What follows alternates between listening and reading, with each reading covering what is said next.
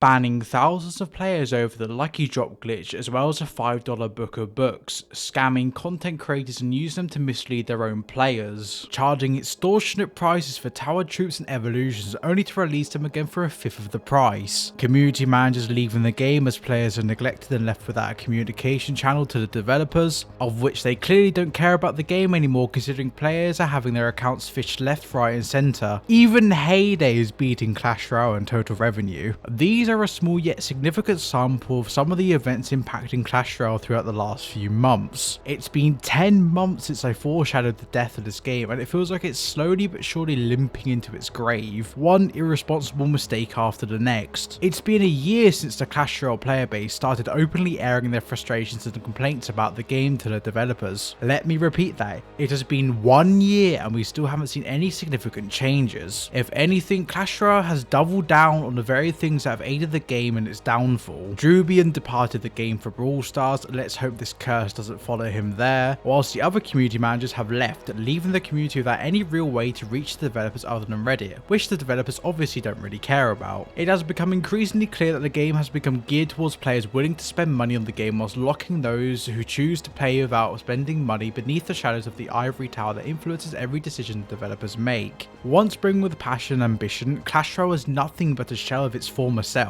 morphing into a soulless cash grab that will do anything to remain in the spotlight. Content creators are growing sick of the game, with the competitive scene becoming as stale as the current meta that exists, which mainly just consists of evolutions lazily pumped out month after month alongside the new past Royale seasons whilst they're labelled as genuine game-changing updates. Clash Royale has had an entire year to learn from their mistakes, and now that the game is crumbling, it's left them in such a desperate spot to the point where they've had to ban thousands of players for exploiting an oversight that allowed them to unlock hundreds of lucky drops by simply turning on airplane mode. This leads me to my first discussion point about manipulation. Not only is this greedy beyond belief with them permanently banning certain people who just tried it for fun, but they've also gone a step further and chosen to ban some of the content creators who have spent thousands of dollars on the game for this glitch. In all fairness, some content creators could be labelled as at fault as they did contribute to the mass sharing of this glitch, but where was this attitude when people were trying to place inferno towers on the opposite side of the map to annihilate other opponents' princess towers? Where was this attitude when it came to clan nuking, using just 1 or 2 cards constantly, or that glitch that allowed certain clone troops to be duplicated, giving people a competitive advantage? Content creators such as Riley and Aragon had their accounts temporarily and even permanently suspended. Multiple accounts that have spent thousands of dollars in Clash Royale on the past now walled off and in some cases inaccessible. Now, it's clear that Clash Royale most likely unbanned these accounts that already have due to them trying to avoid a community backlash, but instead of trying to appease the content creators, why not just avoid doing this in the first place? If you're needing to pamper those who are at the top just to get the community to be silent, then that shows there's a serious problem of how you handle your game's community whilst directing that blame towards the mostly innocent content creators. Speaking of which, Aragon has made it clear that Clash Royale's curator program is completely dead, with tier 2 and tier 3 content creators often being neglected in the face of Clash Royale's developers remaining ignorant to the community's grievances. Tier 2 and tier 3 content creators within Clash Royale's creator program usually relate to content creators of moderate to significant reach. Listening to these people is a strong way to improve your game, but it seems as if Clash Royale is using it as a leash to hold these content creators hostage considering their income relies on the game as well as it surviving in spite of all their creative ambitions. Riley mentioned within one of his recent videos about him being banned that a lot of the content creators that Clash Royale works with were led to believe that the mystery boxes being added to the game were going to be a really free to play friendly addition to the game, essentially being told to sing their praises about how good it was, only for that mystery box and the value behind it to be nerfed alongside wildcards being removed from the season shop thanks to the boxes as well as Clash Royale trying to cling on to chests. Speaking of chests, this game mechanic inside of Clash Royale is honestly so outdated and out of touch to the point where it needs a complete overhaul. These chests are not worth what they're charging. The game has so many mechanisms for unlocking cards and magic items and evolution shards, and yet they're so ineffective, more or less persuading people to reach for their wallets to begin buying whatever the game is advertising in the shop. Another significant thing to add regarding Clash Royale's manipulation of people is whenever players complain about the progression system in the game, Clash Royale managed to pull out work reminiscent of the Great Houdini when it comes to dodging any sort of responsibility.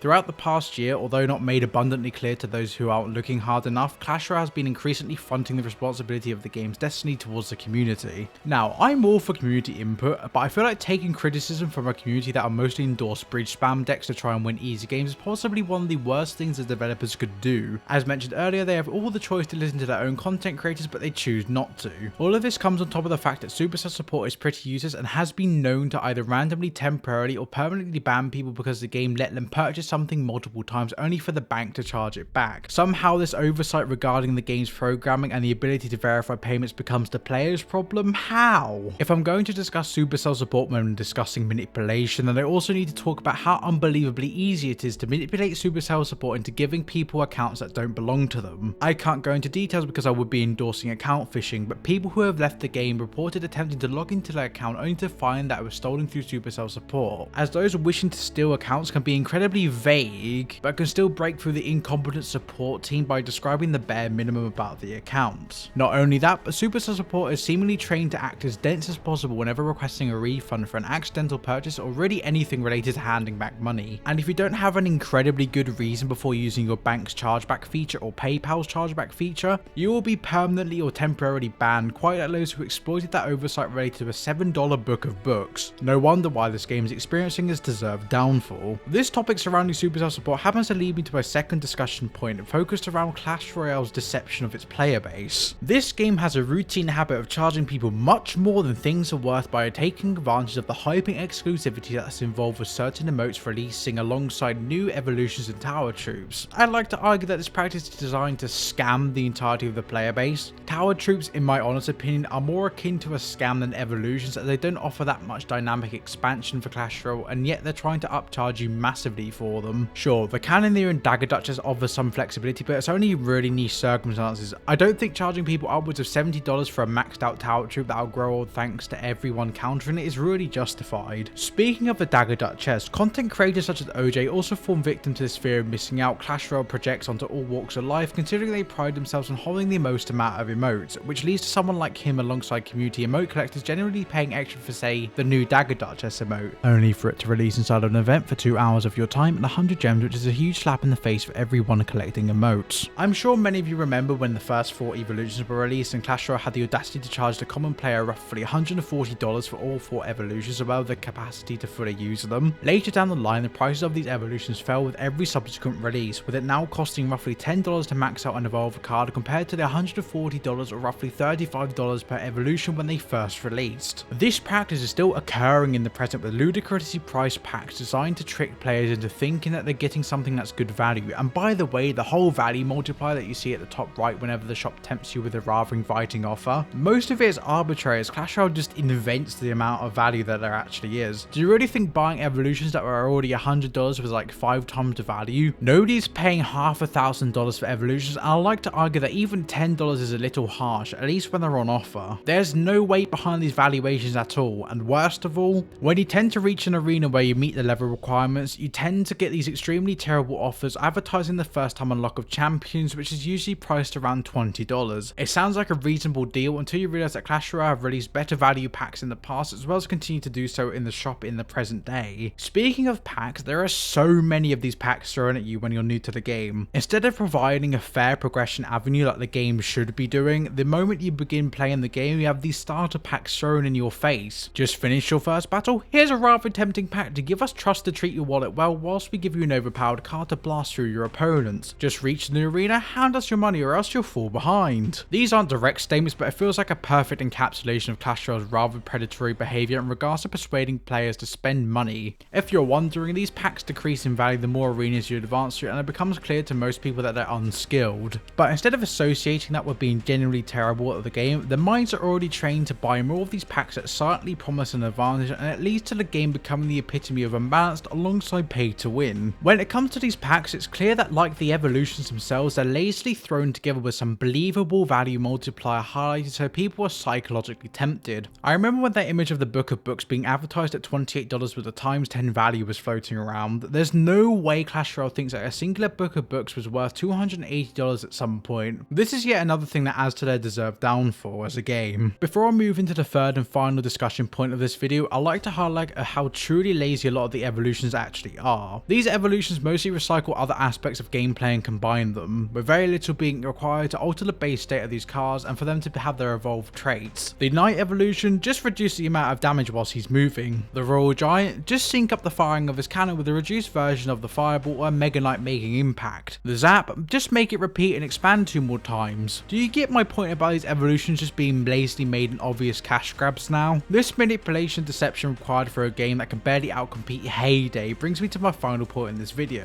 and that's the obvious frustration that people experience when playing this game. It's clear by statements and even actions taken by someone who's considered as polarizing as Crusher21 that the game isn't enjoyable anymore, with him notably smashing his monitor whilst attempting to create Clash Royale content in frustration. Many content creators are also choosing to slim down the amount of Clash Royale content they produce, with figures such as B-Rad editing his Twitter profile to say that Clash Royale was dead, as his videos highlight many of the shortcomings in regards to glitches, staleness and unfairness many Clash Royale players are subjected to on a near constant basis. Even OJ, someone who encapsulates Supercell's entire game library yet has remained somewhat neutral on the topic of Clash Royale, has made hints within his video titles that playing the game free to play without taking some significantly shady shortcuts is extremely difficult, and playing the game free to play is nearly impossible. You can still play the game, but compared to those opening their wallets, the game isn't nearly as fun when you're being curb stomped by people who have cars that are multiple levels higher than yours. These Clash Royale content creators already feel as if their grievances fall on deaf ears thanks to the lack of tier 2 and tier 3 content creator recognition within Supercell's creator program. The lack of communication between developers, the community managers and the community itself happens to be the icing on top of this downfall flavoured cake though. With revenue declining and community sentiment turning against the game, the Clash Royale developer team has straight up left the community with someone who clearly is too new to shoulder the burden of this game's issues and the feedback the community has to offer, whilst prominent figures such as Drewboom have dashed for the hills. When you have the inability to properly create a channel between the community and the developers of the game, especially developers who seem like they're ready to give up based on the previously mentioned laziness I've covered, it creates a situation in which those developers would rather fight for their paycheck whilst pumping out the most convenient yet believably game-changing updates they can. Comparatively, community management teams such as those belonging to Brawl Stars and Clash of Clans offer far more communication and general reassurance when it comes to managing their games. Not to mention they're willing to actively engage with their community instead of actively avoiding them, which says a lot in contrast to Clash Royale's community management team, which barely exists as of right now and wants to avoid their community like it's the bubonic plague. Clash Royale's developers no longer have an obligation to listen to the community, and whenever they do, they know full well that the community will deal with a lot of the things that the developers and saboteurs under the age of 13 who enjoy using bridge spam throw their way. Because Clash Royale has such a significant standing as a brand, and there's not many games out there that have the diminishing yet still present charm that Clash Royale does. We'll see how long that lasts. This simmering frustration has led to an alarming rise of people choosing to sell their accounts on the external game markets, which are against Supercell's terms of service, but they just do it anyways because they wish to grab some of the value of money they spent on their accounts back after years of hard work, only for it to be revealed that Clash Royale's developers truly couldn't care about the very community that hold up their game anymore. People are trying to find some way to desperately explain why they're clinging to Clash Royale, and other than those who are exceptionally patient and are willing to walk through loss after loss, the vast majority of people who stay are either those who have invested too much to turn back or those who are seriously addicted to the thrill that the game provides when you spend money. Those remaining fledglings of people who are willing to dedicate their hard-earned cash to such scummy, lazy and disrespectful developers are the reason why Clash Royale has managed to stand up for so long, despite community satisfaction growing stronger and fiercer than ever before. It's a tale of forbidden resiliency, as other games would have most likely been deserted months ago had the game not been addicting people for years. Whether it be the chest during the infancy of the game, the addition of the Gold Pass and Clan Wars 2.0 ruining the progression system for most wandering the free-to-play path, whether it's level 14 and 15 champions being added to the game, evolutions and an increasing amount of packs that advertise incrementally ambitious and misleading claims about their value, Clash Royale will continue to manipulate, deceive and further frustrate its unfortunately growing player base whilst continuing to fall further and further into the pits of obscurity that it frankly deserves, with those filled with passion and love for the game being cast aside to make way for a new generation of naive fools for the developers to exploit as the risk of consequences gradually diminishes and the term downfall morphs into nothing more than hyperbole.